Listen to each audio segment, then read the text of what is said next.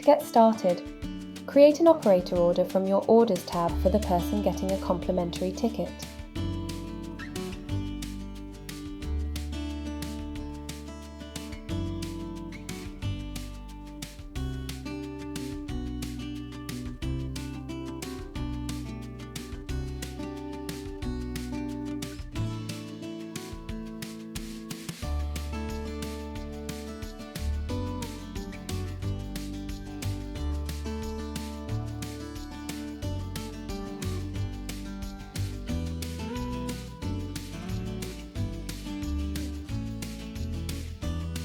You can also quickly put tickets aside for an event by placing them on hold.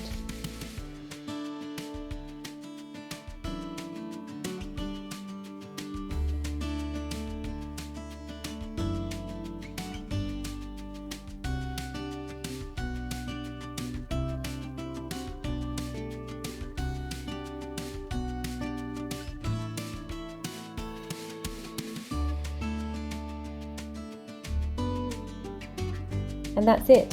Issuing complimentary tickets is quick and easy, helping you manage VIPs and special guests effortlessly.